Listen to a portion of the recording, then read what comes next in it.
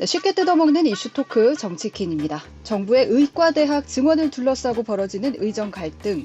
어느덧 7개월째로 접어들고 있습니다. 당장 추석이 얼마 남지 않았는데 응급실, 수술실, 분만실 다 어떻게 돌아갈지 어르신들, 아이들 있는 가정들 특히 걱정이 많은데요. 이 정부는 이 목소리들 제대로 다 듣고 있는 걸까요? 이 문제를 비롯한 국정 현안들 더불어민주당 이현주 최고위원 연결해서 이야기 나눠보겠습니다. 네, 의원님 안녕하십니까? 네, 안녕하세요. 네, 일단 오늘 네, 대통령실이 또 입장을 내놨는데 네, 현재 정부가 내놓은 의대 증원 계획안을 그대로 추진하겠다 이런 입장을 재확인했다고 합니다. 네, 앞서서도 정부는 의료 붕괴 위기라는 지적에 대해서 관리가 가능하다 이렇게 말을 해왔었는데 어떻게 네. 보고 계십니까?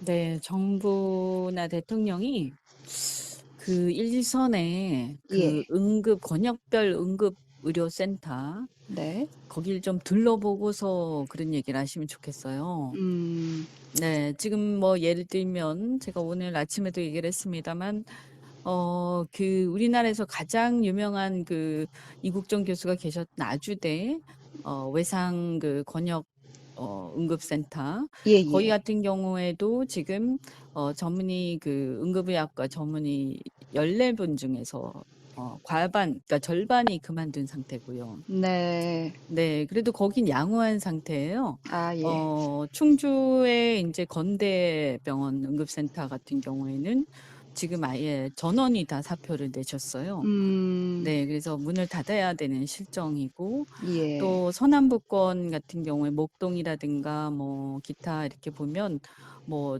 전문의 한 분이 지키고 있는 곳, 이런 곳이 다반사라고 합니다. 그래서 예, 가도 음, 이렇게 진료를 제대로 받을 수 없는 음, 그런 상태이고요. 지금 지금 의료 대란의 어떤 지금 핵심이 뭐냐면 예, 전공의가 대학병원에서 없어지고 있다. 음, 없어졌다입니다.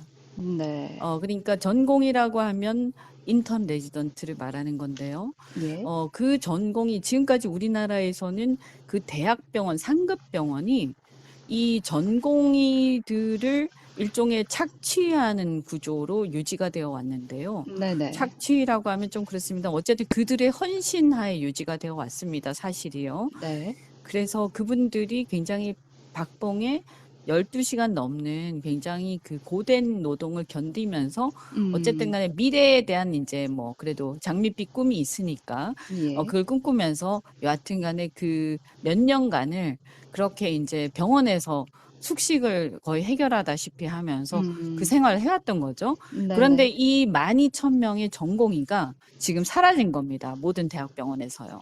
네, 그래서 이분들이 지금 다 그만두고 사표를 쓰고 지금 아예 사직을 한 상태고요. 그냥 음, 잠시 쉬는 게 아니라 지금 다 사직한 상태입니다.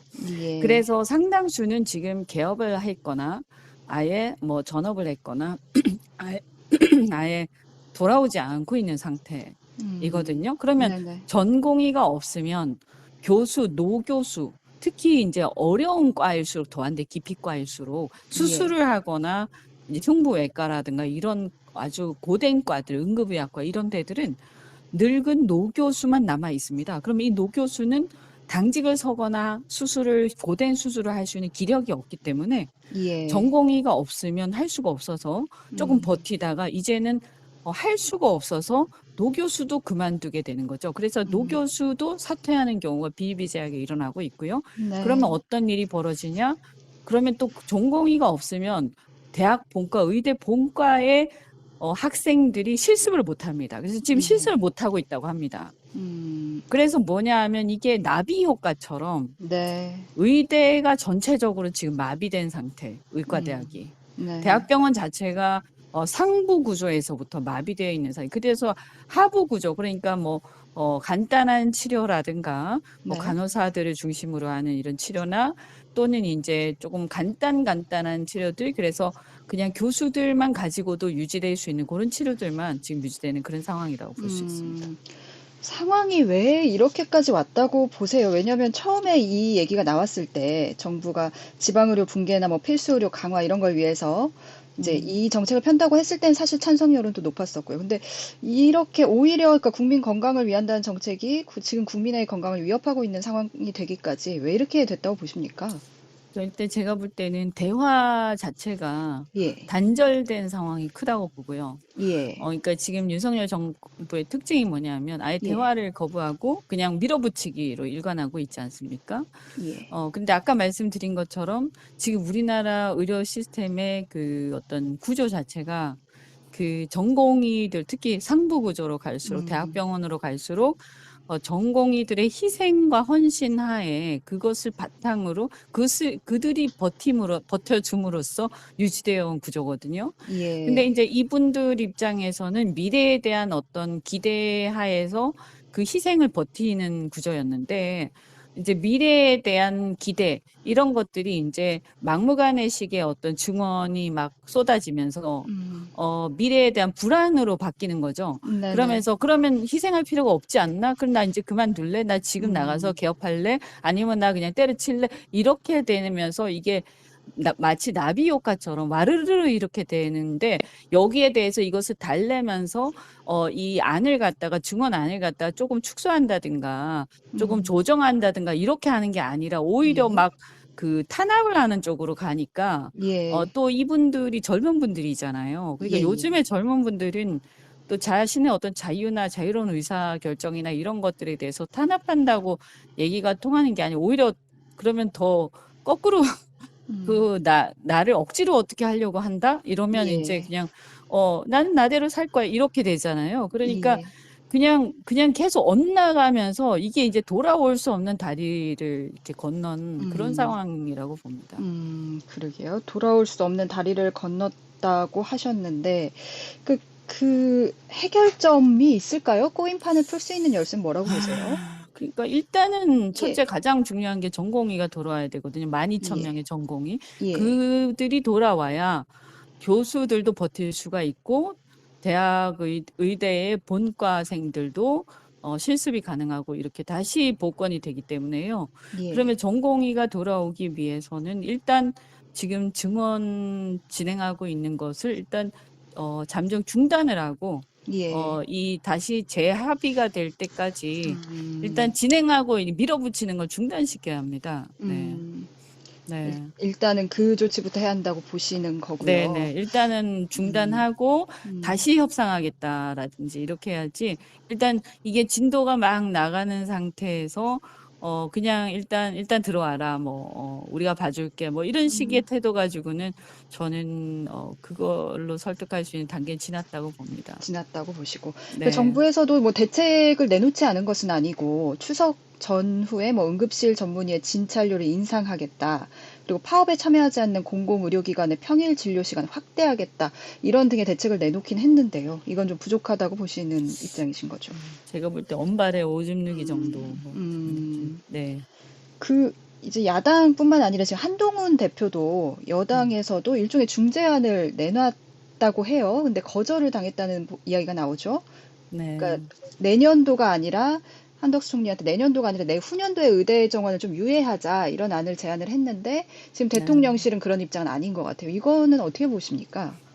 사실은 그것조차도 굉장히 음, 후퇴한 아니거든요. 예, 한동훈 대표의 안조차도요. 예, 왜냐하면 지금은 사실 당장 내년에 중원안 자체를 일단 중단하고 대화를 재개를 해야 되는 판인데 네, 물론 수험생들 입장에서는 굉장히 황당할 수 있는 얘기긴 합니다만 예, 그러나 지금 당장 중요한 건 뭐냐면 의대 증원을 해서 수험생을 새로 뽑아도요. 예, 그분들이 의대 수업을 과연 할 수 있을까 의심스러운 음, 그런 상황이기 때문에 음, 이것도 굉장히 사실은 심각한 문제거든요. 음, 그런데 지금 무턱대고 지금 뭐 수시 접수를 해가지고 받아서 뽑는다고 될 문제가 아니에요. 음, 그러니까 내후년이 문제가 아니고 당장 내년이 문제인 거거든요. 음, 그런데 지금 정부는 그것조차도 지금 좀 후퇴한 안조차도 지금 안 받고 있는 거 아닙니까? 네네네, 그러니까 보면 정부가 굉장히 안이하기 짝이 없다.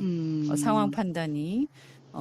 그리고 지금의 문제는, 그러니까 예를 들어서 동네에 이렇게 예, 동네 병원에 개업의는 큰 문제가 없어요. 예. 거기들은 오히려 개업의는 더 늘어났다고도 볼 수 있는데요. 뭐가 예. 붕괴됐냐 하면 대학병원하고 상급병원들이 붕괴된 거거든요. 네네. 그러니까 큰 이제 응급실하고 그다음에 큰 수술을 하는 병원들 이런 것들이 다 붕괴된 거거든요, 음, 지금. 음, 그러니까 생명이 경각에 달려 있는 환자들일수록 지금 위험해지고 있는 거죠. 그렇죠. 그렇겠네요. 네. 결국 이제 이 의대 정원 문제가 뭐 정부가 그 심각성을 말씀하신 대로 느끼시는지는 의문이 들고 윤한 갈등으로 오히려 번지는 모양새가 좀 있습니다. 그러니까 한 대표 취임한 이후에 두 사람의 관계는 좀 어떻게 보고 계십니까? 윤석열 대통령과 한동훈 대표. 뭐 제가 볼 때는 뭐 그냥 뭐 한동훈 대표가 윤석열 대통령과 뭐 갈등을 조금 빚는 듯 하다가 다시 또 주저앉고 예. 또 다시 갈등을 조금 빚는 듯 하다가 주저앉고 이게 반복되고 음, 있는 것 같거든요. 네. 그래서 이제 제3자 특검 이런 것도 뭐 할 것처럼 하다가 다시 주저앉고 그다음에 김건희 여사 특검 같은 경우도 김건희 여사 명품백 사건에 대해서도 좀 뭔가 매섭게 비판을 할 것 같다가도 또 주저앉고, 네네. 그다음에 그래서 이 의료 의료 붕괴에 대한, 문제 제기도 좀 문제 제기를 하긴 합니다만, 또 이것을 강하게 드라이브를 걸 수 음, 있을까. 그래서 결국에는 윤석열 대통령의 이 어떤 오기 정치, 예. 그냥 밀어붙이기 정치에 한동훈 대표가 결국엔 이것을 돌파하지 못하고, 음, 그냥 조금 부딪히다가 그냥 주저앉고, 부딪히다가 주저앉고 하는 것이 반복되는 상황이라, 음, 저는 지금 한동훈 대표의 지지율이 추락하는, 그것하고 무관하지 않다. 음, 그러니까 중도층이나 그래도 최초에 조금 기대했던 네. 어떤 보수에서 조금 이 대통령하고 좀 차별화를 기대했던 일부 개혁적인 보수층, 이런 층의 실망을 반영하고 음. 있는 것이다라고 생각합니다. 아, 예. 말씀하신 최상병 특검법도 한번 좀 짚어보려고 하는데요. 네, 민주당에서는 지금, 그러니까 처음에 윤 대통령 거부권에 막혔다가 재의결에서 또 부결이 된 이후에 다시 발의를 한 상태잖아요. 네, 근데 이제 국민의힘 한동훈 대표는 후보 시절에는 제3자 추천 특검법 발의하겠다. 이렇게 말을 했었는데, 민주당이 그럼 이제는 발의해라. 라고 압박을 하니까, 이런 워딩을 했습니다. 야당이 압박하는 건 여권의 분열을 노리는 포석이다. 따라갈 이유가 없다. 정 급하면 민주당이 제3자 추천 특검법을 새로 발의해라. 이렇게 얘기를 했는데요. 이 발언은 어떻게 보셨습니까? 네, 그것은 이제 어떻게 보면 굉장히 비겁한 예. 비겁한 발언이죠. 사실은 이제 음, 본인이 제3자 특검 공수처 수사 결과랑 상관없이 예. 발의를 하겠다 이렇게 얘기를 하지 않았습니까? 그죠? 네. 네. 네, 그래서 민주당은 이미 민주당 안을 발의를 한 상태입니다. 음, 그래서 민주당의 입맛에 맞는 안이 이미 올라가 있고요. 예, 예. 제3자 특검법안은 한동훈 대표가 주장한 안이죠. 네. 저희의 입장에서 봤을 때는 네. 상당히 성에 차지 않는 안이지만 음, 그러나 이제 협상 법인이라는 것은 이제 상대가 있기 때문에 그럼에도 불구하고 국민의힘에서 한동훈 대표가 제3자 특검법안을 내고 그것을 주장을 한다면 우리가 그것을 충분히 협상해서 타협할 용의가 있다라는 것이거든요. 예. 그런데 이제 그것은 본인이 내야 되는 음, 것이죠. 자기가 음, 찬성하는 의원들의 동의를 받아서 그 발의자의 서명을 받아서 그 사람들 이름으로 내야 되는 것이지 우리가 우리 법안으로 낼 것은 아니죠. 우리는 이미 음, 우리 법안을 낸 상태고요. 그러니까 한 대표 주변 인물들은 이런 이야기 하는 것 같습니다. 당내 여론을 설득하는 과정이 쉽지 않고 그걸 하는 과정이다. 이런 네. 얘기를 하던데 이건 어떻게 보십니까? 그러니까 이제 그분이 예, 당대표를 출마할 때, 출마 예, 기자회견에서 예. 제3자 특검법안을 발의하겠다라고 공약하지 않았습니까? 그죠? 네네. 그러니까 그때만 해도 이렇게 좀 음, 자신이 있었던 것 같은데 음, 지금 와서 보면 막상 대표가 됐지만 그 법안에 사인을 해서 자기 이름을 올릴 자신이 있을 만큼 예. 한동훈 대표와 정치적 그 운명을 같이 하겠다라고 음. 하는 의원이 막상 10명을 구하기도 쉽지 않다라는 얘기 음. 아니겠습니까? 그죠? 아. 네, 그런 얘기지 않아요? 그죠? 음음. 네네. 그래서 한동훈 대표의 리더십이 상당한 위기에 처해 있다라는 것을 역설적으로 보여주는 것이죠. 아, 그렇군요. 네, 그러니까 네, 저희가 그때 전당대회 과정에서 이제 제3자 추천 특검법을 한동훈 후보가 하겠다고 했을 때도 의원님께서 인터뷰를 하실 때 한동훈 지금 대표는 민주당 입장에선 끝까지 의심해야 할 사람 약간 이런 식의 워딩을 하셨던 것 같아요. 제가 정확한 워딩은 네, 네, 기억나진 네. 않는데 뭐 여전히 그 생각엔 변함이 없으신 건가요? 뭐 비슷한데요. 예. 어쨌든 노력을 하는지는 모르겠으나 음. 그럴 만한 배짱은 좀 부족한 것 같다. 아, 네, 생각은 어떤지 모르겠지만 예, 예. 배짱은 부족한 것 같다. 지금 한동훈 대표는 저는 결단을 내려야 할 시점이다. 음. 그 10명을 모아서 특검법을 내든 아니면 어쨌든 이 의료 대란도 마찬가지지만 국민의 눈높이 평소에 좋아하시지 않습니까? 네. 그래서 그 눈높이에서 국민의 눈높이에서 옳다고 생각하는 방향으로 음. 대통령과 이제는 이별을 각오하고 돌파해야 되는 시점이 아닌가. 지금 이 시점을 아마 제가 볼 때 시간이 이렇게 많이 남진 않은 것 같아요. 그래서 예. 한 달 정도 음. 남았다고 보는데요.